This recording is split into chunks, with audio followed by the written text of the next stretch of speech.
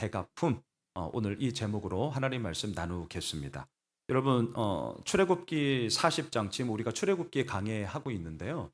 크게 두 부분으로 나눌 수 있습니다. 1장부터 18장까지, 그리고 19장부터 나머지 40장까지, 이렇게 크게 두 부분으로 나눌 수 있거든요. 제가 이 부분 이유를 말씀드렸었어요. 왜냐하면 1장부터 18장까지는 출애굽의 사건에서부터 시작해서 구름기둥, 불기둥이 인도하는 대로 계속해서 움직였거든요. 그러니까 공간을 기준으로 하면 1장부터 18장까지는 이곳저곳 계속해서 움직여 다닙니다. 그런데 19장부터 40장까지는 11개월 동안 시내산이 있는 시내 강야에서 이스라엘 백성들이 오롯이 머물고 있습니다. 그래서 움직이느냐, 머물고 있느냐, 이 이유를 기준으로 해서 1장부터 18장까지 한 묶음으로 둘 수 있고요. 그리고 19장부터 40장까지는 하나님이 지금 시내산에 머물고 있는 이스라엘 백성들에게 계속 말씀하고 계시는구나. 이렇게 여러분들이 이해하시면 됩니다. 자, 오늘 우리가 출애굽기부터 이제 출애굽기 20장에서 10계명을 시작으로 오늘 본문 21장 우리가 계속 이제 보게 될 텐데요. 하나님은 뭘 말씀하시냐면 이스라엘 공동체가 인간의 존엄성과 공의로운 사회 질서를 세우는 하나님 나라를 이 땅 가운데 세우기 위해서 어떠한 법령이 필요하냐, 어떠한 법규가 필요하냐, 이 질서들을 쭉 얘기하고 있습니다. 별로 재미가 없어요. 그리고 오늘 본문에 보시면 21장은 크게 세 가지를 얘기하거든요.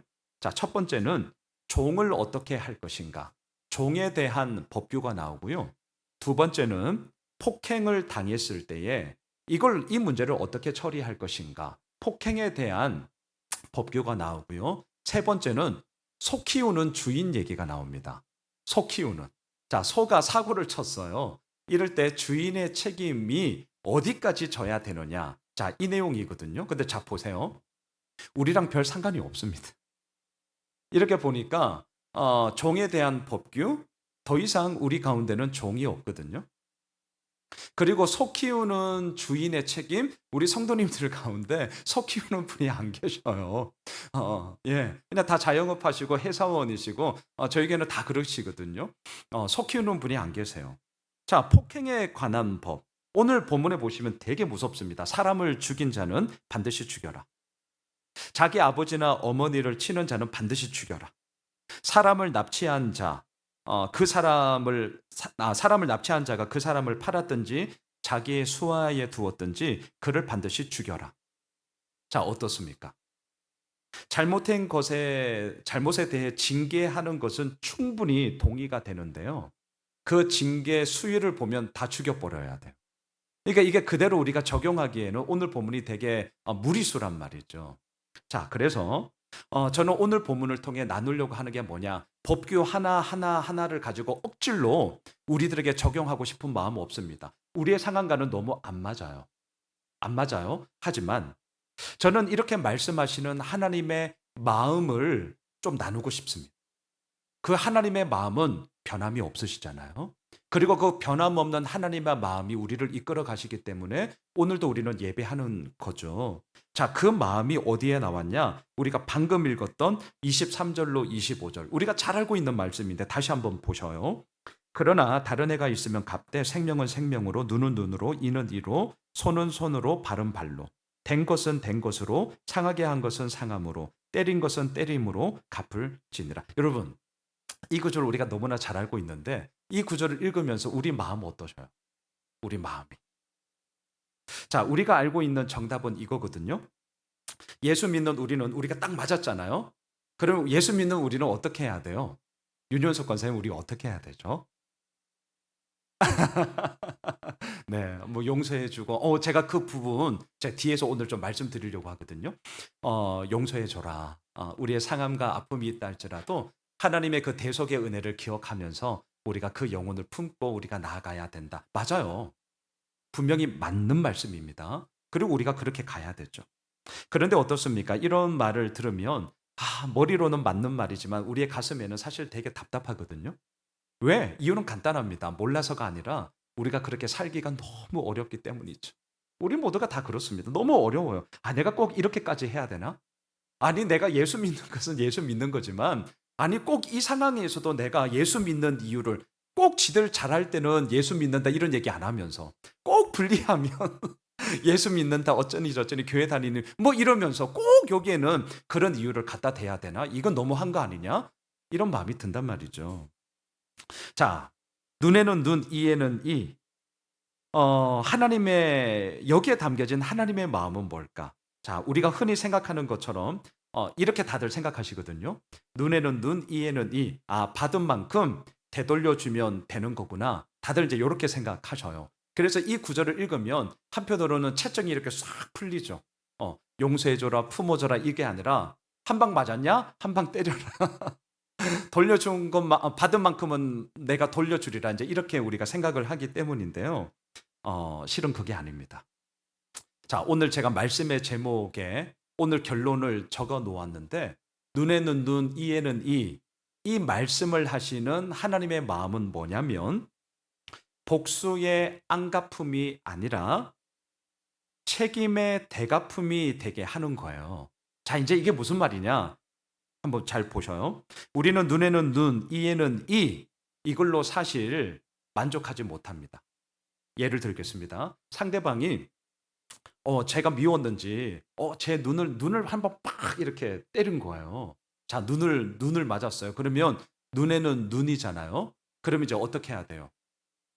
나도 상대방의 눈을 한 방 이렇게 빡 때리면 속이 시원하셔요? 속이 별로 안 시원하실 거예요. 왜냐하면 시작을 잘 보세요. 상대방이 나의 눈을, 아니, 아무 의미가 없는데, 아무런 상관이 없는데 한 방 피해를 본 거예요. 그러면 그 피해에 대해서 내가 동일하게 눈 한 방을 때린다고 해서 속이 풀리느냐? 그렇지 않고요. 그거에 플러스 더해서 내 피해 보상을 더 해야 됩니다. 우리 사회 돌아가는 거 잘 보세요. 지금 우리 사회가 그 시스템으로 지금 돌아가고 있거든요. 네. 피해를 봤으면 그 피해 본 거는 당연한 거고요. 그에 따르는 기회비용과 거기에 따르는 정신적 보상과 거기에 따르는 여러 가지 많은 것들을 더 보태서 오히려 더 많은 피해 보상을 받아야 돼요. 우리 사회 시스템이 지금 그렇게 돌아가고 있어요. 여러분, 우리는 만족하지 못합니다. 눈에는 눈, 이에는 이. 우리 머리로는 받은 만큼만 돌려주자. 그러면 속이 시원할 것 같지만 실상은 그렇지 않아요. 우리의 몸의 이야기는요, 내가 손해를 본 거는 그거는 손해 본 만큼 받는 건 당연한 거고, 거기에 플러스 더해서 기회비용과 내가 못했던 거 정신적 보상을 더 피해 보상을 받아야만 그나마 속이 시원하단 말이에요. 이게 우리의 실상이거든요. 그런데 이런 식으로 계속해서 가게 되면 어떻게 되느냐? 대갚음이 아니라 안갚음이 된다는 겁니다. 다시 말하면 칼은 또 다른 칼을 불러 복수의 악순환을 일으키듯이 눈에는 눈, 이에는 이가 책임을 묻는 대갚음까지는 오케이. 하지만 복수의 안갚음의 그 선으로 계속해서 이어져 가는 거죠.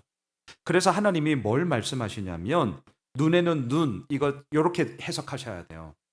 눈에는 눈으로만 끝내. 자, 뉘앙스를 잘 한번 보셔야 됩니다. 눈에는 눈, 이에는 이. 내가 받았어? 너도 한 방 맞아봐. 이게 아니에요. 이거 아니에요. 눈에는 눈으로만 끝내줄래? 여러분, 이거 되게 어려운 얘기입니다. 이에는 이로만 끝내. 지금 하나님의 마음을 보셔야 돼요. 이 법령을 내리는 하나님의 마음을 보셔요. 이 선을 넘어가는 순간 그 사람에게 책임 물어야죠. 책임 물어야 합니다. 그런데 책임 묻는 대갚음까지는 오케이. 근데 눈에는 눈으로만 끝내가 요거예요. 근데 우리는 이걸 못 버틴단 말이죠. 아니, 내가 왜요? 내가 눈 다쳐서 그동안 일을 하지 못했던 기회비용을 어떻게 보상을 받을 텐데요? 내가 그것 때문에 정신적인 스트레스 받은 거 어떻게 내가 보상을 받아야 되는데요? 우리 이렇게 가거든요. 하나님은요, 복수를 부르는 안갚음이 아니라 자신의 행동에 책임을 지게 하는 대갚음을 지금 말씀하고 계십니다. 그리고 저는 눈에는 눈, 그러니까 눈에는 눈으로 눈까지만 해라는 거, 이것만 지켜도 저는 엄청나게 잘하는 거라고 제가 개런티 할 수 있어. 이거 정말 엄청나게 잘하는 거거든요. 그런데 여기서 이제 예수님은 오늘 요 본문을 인용하면서 사실 한 걸음 더 나가는데, 윤여석 권사님이 앞서 말씀하신 왼쪽 뺨도 대야죠. 제가 요 구절 오늘 함께 좀 말씀 나누려고 했거든요. 여러분 자막 한번 보셔요. 마태복음으로 한번 여행을 좀 가려고 합니다. 산상수훈의 말씀인데요. 5장 38절 39절, 오늘 본문과 오버랩 되셔야 됩니다. 함께 읽겠습니다. 시작. 또 눈은 눈으로 이는 이로 갚으라 하였다는 것을 너희가 들었으나. 예, 우리가 출애굽기에서 지금 들었어요. 39절 시작. 나는 너희에게 이르노니 악한 자를 대적하지 말라. 누구든지 내 오른편 뺨을 치거든 왼편도 돌려. 갑자기 부담스럽죠. 우리는 38절에만 머물고 싶고요. 38절에만 머물러도 눈은 눈으로만 해. 여기까지만 해. 저 이것 엄청나게 잘하는 거라고 칭찬드리고 싶습니다. 예수 믿는 자로서 이 정도만 해도 엄청나게 잘하는 거예요. 그런데 예수님은 38절로 머물지 않고 이제 더 나아가 39절의 이야기를 하셔요. 여러분 39절을 잘 보세요. 우리가 너무 익숙한 말씀이어서 별로 생각을 안 하시는데 잘 보셔야 돼요. 어떤 사람이 내 오른쪽 뺨을 이렇게 딱 때렸어요. 자, 즉 오른쪽 뺨을 맞았어요. 그러면 질문.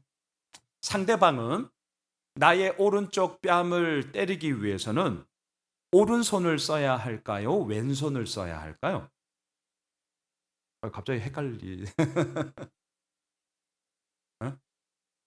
내 오른쪽 상대는 어떻게 해야 되는 거예요? 상대는 그렇죠, 그렇죠. 거꾸로 그렇죠. 근데 잘 보세요. 당시 이스라엘은 왼손을 부정한 손으로 여겼습니다. 그래서 평상시에 대부분의 모습은 오른손으로 거의 모든 일을 다 했거든요. 예를 들면 베냐민 지파할 때 베냐민이 오른손의 아들들이라는 뜻이에요. 이것처럼 오른손이 평상시에는 거의 모든 것들을 다 쓰는 주된 손이란 말입니다. 그러면 이제 이 본문을 조금 잘 들여다보셔야 돼요. 네 오른쪽 뺨을 치거든. 그러면 통상적으로는 이스라엘 사람들은 오른손을 쓰기 때문에, 자, 상대의 오른손으로 상대의 오른뺨을 때리려면 어떻게 해야 됩니까? 어떻게? 저를 잘 보세요. 이렇게 못 때려요. 이렇게 방향이 안 나오니까 반대로 때려야겠죠. 자, 반대로. 자, 오늘 본문이 만만치 않은 본문입니다. 여러분들이 너무 익숙한 본문이어서 제가 지금 깨놓은 거예요. 반대로 때려야 돼요. 자, 지금 상상하세요. 누가 나의 뺨을 손등으로 톡톡 때리고 있어요. 무슨 의미죠? 맞습니다. 이거는 막 너무나 울분에 차서 예이 죽어봐라 하면서 막 때리는 폭행의 의미보다는 손등으로 지금 나를 조롱하는 거야. 나에게 엄청나게 모욕감을 주는 겁니다. 너는 나에게 모욕감을 줬어. 나에게 모욕감을 주고요, 수치를 주고 조롱하는 거예요. 자, 조롱하는 겁니다. 오른손으로 이 사람을 조롱을 하고 있는 이 행동. 근데 예수님은 이러한 조롱과 수치와 모욕을 당했을 때 어떻게 하라고 하느냐? 왼쪽 뺨도 대라는 거예요.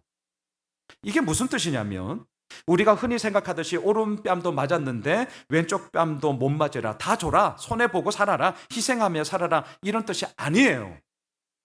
이런 뜻 아니에요. 간단치 않습니다. 그건 무슨 뜻이냐? 왼쪽 뺨도 돌려대라는 것은요, 상대방이 지금 나에게 수치를 주고 모욕을 주고 비방을 하고 조롱을 하고 있는데 이 사실을 다른 사람들에게도 알리는 하나의 시작점이 되는 거예요. 다른 사람에게도 알리라는 거예요. 이게 뭔 말이죠? 왼쪽 뺨을 들이대며 정말 나들 때려봐 이러면 이렇게 딱 때리는 순간 이거는 조롱을 넘어서 폭행이 됩니다. 자, 지금 이 경계선을 잘 지금 생각하셔야 돼요. 조롱받고 수치받고 있니? 그러면 왼쪽 뺨도 대, 이 말은 다 주라, 이런 단순한 의미가 아니라 그 사건에 대해서 공론화를 시키라는 거예요. 자, 더 한번 나아가 봅시다. 40절을 띄워주시죠. 자, 40절 같이 읽겠습니다. 시작. 또 너를 고발하여 속옷을 가지고자 하는 자에게 겉옷까지도 가지게 하며. 자, 왜 이 사람이 고발을 당했느냐? 돈을 못 갚았기 때문이거든요. 자, 돈을 못 갚았어요. 그래서 담보물로 그 사람의 옷을 가지고자 합니다. 자, 옷을 가지고자 해요. 당시 가난한 사람들은 대부분 단벌 신사였거든요. 이들에게 겉옷은 단지 외출할 때 입는 옷만이 아니라 잠잘 때 덮는 이불이 되기도 하고, 심지어는 이 겉옷은 전당포에 이 겉옷을 맡기고 돈을 빌릴 수 있는 귀중품이기도 했습니다. 단지 이 겉옷이 겉옷만이 아니에요. 엄청나게 중요한 거였거든요. 근데 보셔요. 지금 이 고발한 사람이 어떻게 하냐면 겉옷이 아니라 속옷을 가지고자 해요. 왜 그랬을까요? 이것도 조롱이에요. 수치스럽잖아요. 아니, 상상해 보세요. 속옷을 아이, 엄청나게 조롱 주고 지금 수치를 주는 거거든요. 그리고 더 이유가 있습니다. 당시 법에 의하면 겉옷을 담보물로 잡았다 하더라도 해가 지기 전에는 그 겉옷은 돌려줘야 합니다. 왜냐하면 그 사람이 사람으로서 살아가는 가장 최소한의 사회적 안전장치였기 때문에. 그러니까 사람으로서 살아갈 수 있는 최소한의 조건이 겉옷을 갖고 있는 거였거든요. 그래서 돌려줘야 돼요. 그러면 이 사람은 정말 교묘한 사람입니다. 돈을 돌려받지 못했어요. 그러니까 속옷을 달라고 합니다. 이 말은 법망을 교묘하게 피하면서도 돈을 갚아야 할 채무자에게 수치와 조롱과 모욕을 주는 행동이에요. 되게 의도적으로 나쁜 짓을 하는 겁니다. 그래서 예수님이 이렇게 말씀하시는 거예요. 야, 차라리 겉옷까지 다 줘. 자, 왜냐하면 이렇게 할 때에 겉옷을 원했지만 차마 주변의 시선 때문에 그렇게 하지 못했던 이 사람의 악한 의도를 다른 사람에게 알릴 수 있었기 때문이에요. 자, 지금 마음을 잘 보셔야 됩니다. 마음을 하나만 더 보시죠. 41절 띄워주시죠. 같이 읽겠습니다. 또 누구든지 너로 억지로 오리를 가게 하거든 그 사람과 심리를 동행하고. 당시 로마 군인들은 식민지 백성들에게 무작위로 노역을 시킬 수 있었습니다. 참고로 예수님이 십자가를 지고 가다가 너무 힘들어 하시니까 멀쩡히 서 있던 구레네 사람 시몬을 억지로 십자가 지게 하신 이유가 이런 이유 때문이에요. 그 당시 법에 의하면 오리 대략 2km거든요. 우리 교회에서 저희 막내 다니는 상촌 중학교까지가 대략 직선거리로 한 1.89km 나오더라고요. 그러니까 그 정도 거리예요. 그 정도가 지금 오리예요. 그 정도가 2km거든요. 더 이상 넘기면 안 돼요. 여기까지 갈 수 있게 해놨단 말이죠. 그런데 어떻습니까? 부당한 거예요. 아니, 부당한 거라고요. 어떻게 억지로 그것들을 자기들이 지배하는 지배자들이라고 식민지 백성들에게 막 무작위로 갑자기 뜬금없이 그렇게 명령할 수 있습니까? 이거는 잘못된 거예요. 그런데 예수님이 이것에 대해서 뭐라고 말씀하십니까? 차라리 심리를 더 가. 이렇게 말씀하세요. 이게 뭐예요? 오늘날로 말하면 비폭력 저항이죠. 비폭력으로 항변하는 겁니다. 부당하다는 거예요. 이거 잘못됐다라는 거예요. 자, 보셔요. 우리는 예수님께서 산상수훈, 눈에는 눈, 이에는 이로 너희들이 들었으나 하면서 지금 한 걸음 더 나아가 비폭력 저항과 비폭력 항변을 사실은 지금 얘기하고 계시는 거거든요. 우리는 이것을 일컬어 선으로 악을 이긴다, 이렇게 얘기를 하죠. 선으로 악을 이긴다. 또한 이렇게 할 때에 원한에 가득 찬 복수의 안갚음이 아니라 믿음을 지키고 책임을 다하는 대갚음이 될 수 있음을 지금 예수님이 말씀하세요. 자, 오늘 본문이 적용하기가 상당히 어렵습니다. 저도 오늘 결론에서 저의 마음의 얘기를 좀 하려고 하는데요. 근데 이 부분을 어떻게 우리가 적용할 수 있을까 되게 고민을 많이 했습니다. 자막을 보십시오.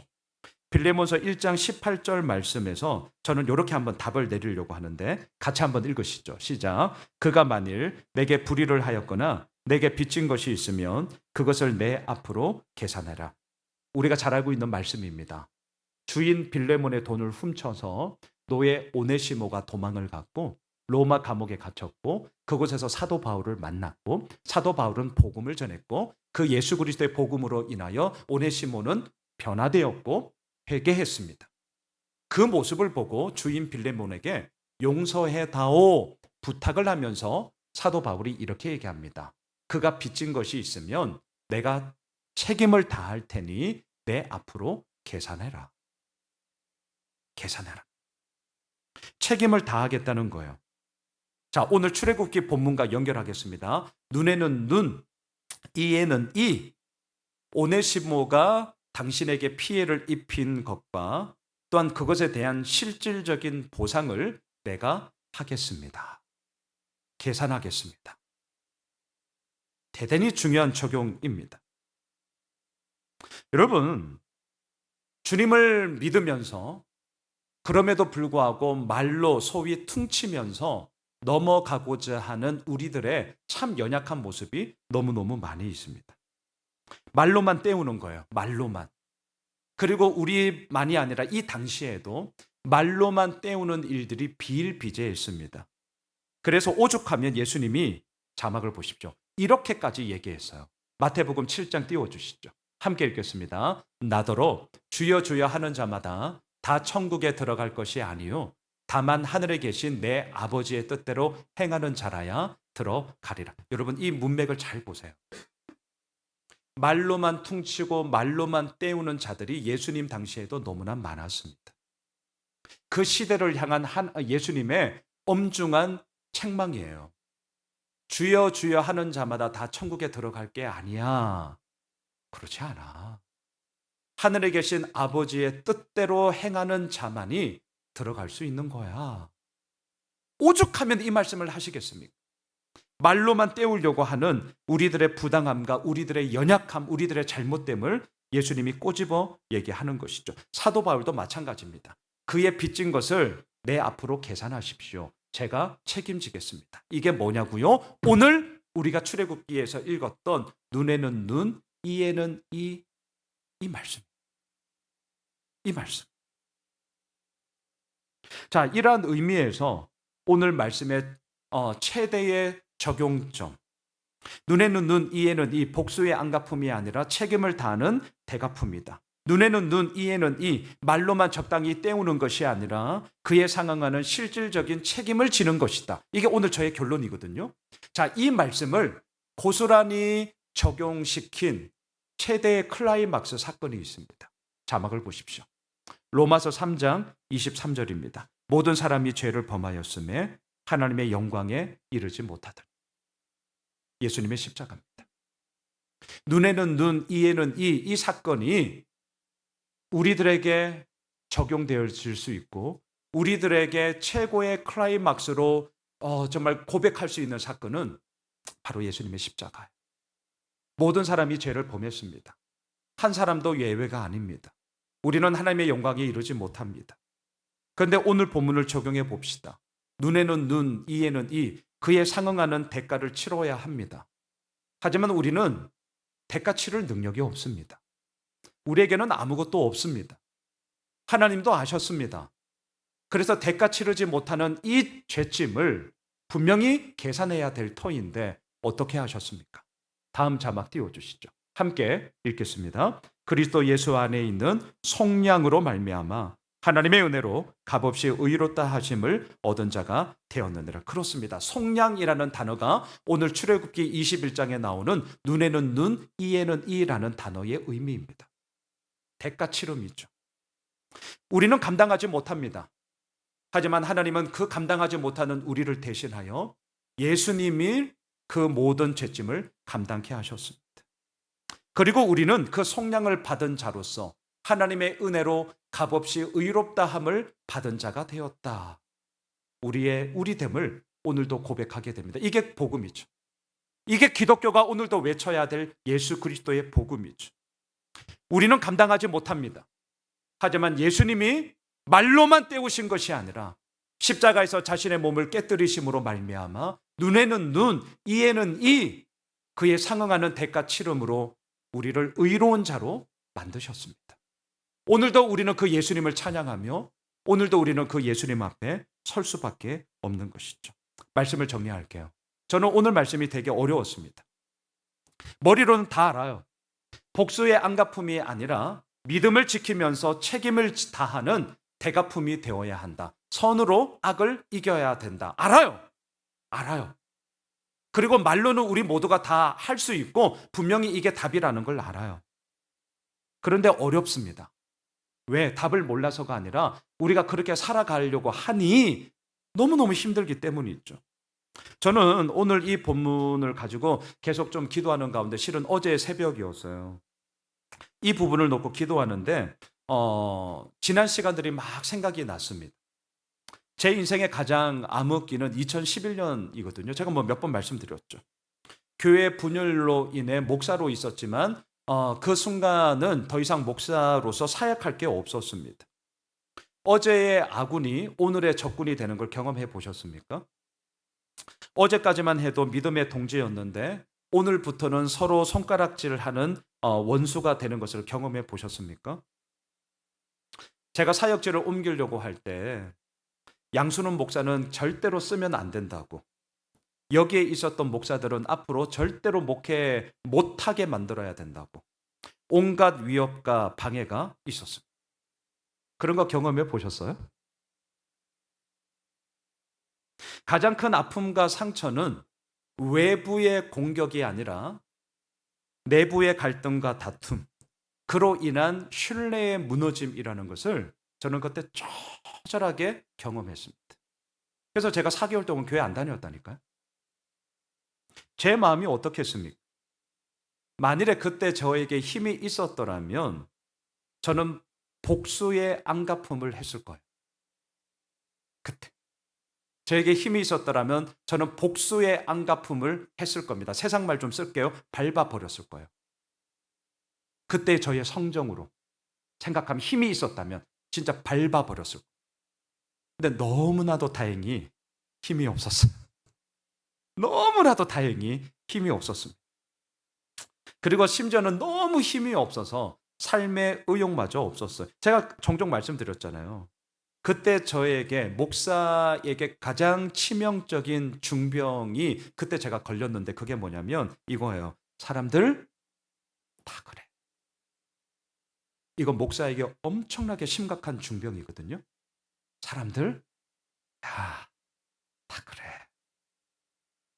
되게 냉소적이죠. 네. 얼마나 마음이 차가웠겠습니까? 아무런 희망을 사람에게 보지 않았습니다.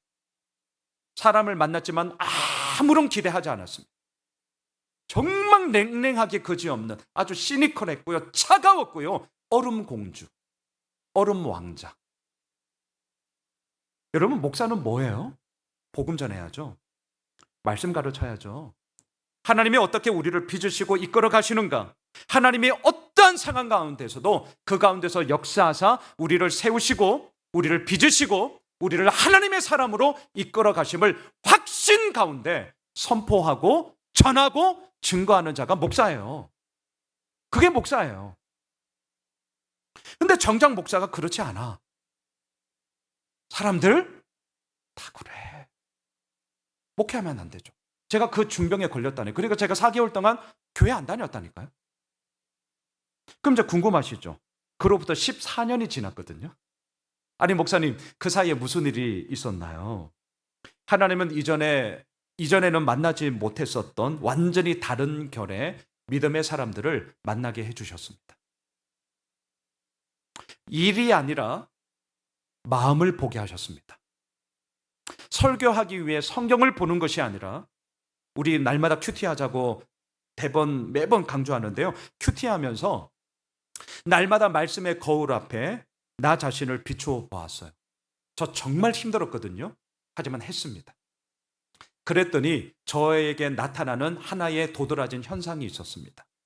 그게 뭐냐면 나의 약점과 허물을 들키지 않으려고 제가 온갖 포장을 다 했었거든요. 약점 잡히면, 꼬투리 잡히면 안 돼. 상대방에게 내가 꿀려. 제가 예전에 이랬었습니다. 약점 안 잡히려고, 실수 안 하려고 엄청나게 저를 포장했어요. 하지만 그것이 얼마나 헛된 것이고 얼마나 가면 가운데 살아가고 있는지를 여실하게 보게 하심으로써 저는요, 오히려 약점과 허물, 아니 있는 그대로의 모습을 함께 나누면서 그 가운데서 이루어 가시는 하나님의 역사하심이 정말 우리에게 얼마나 은혜인가를 그때부터 나눌 수 있는 목사가 되었습니다. 그리고 그런 여정 속에 이렇게나마 제가 이제 목회를 하고 있는 거거든요. 오늘 이 말씀은 여전히 그런 저에게도 너무 어려웠습니다. 눈에는 눈, 이에는 이 알겠다니까요. 복수의 안갚음이 아니라 믿음을 지키면서 책임을 다하는 대갚음이다. 말은 좋죠. 말은 좋죠. 선으로 악을 이기는 거다. 오케이, 말은 좋죠. 하지만 여전히 저는 공격당하고 제가 좀 무시를 당하는 것 같고 수치를 당하는 것 같고 저의 자존심이 좀 밟히는 것 같으면 복수의 안갚음을 하고픈 마음이 저에게 여전히 있습니다. 그래서 오늘 본문이 너무 어려웠어요. 어제 새벽에 기도를 하면서 하나님이 주신 저의 마음이 있습니다. 나눌게요. 오늘 이 설교가 누군가에게는 또 다른 폭력이 되지 않도록 하면 좋겠다. 다시요. 오늘 너의 이 설교가 다른 누군가에게는 또 다른 폭력이 되지 않으면 좋겠어. 몰라서 못하는 게 아니야.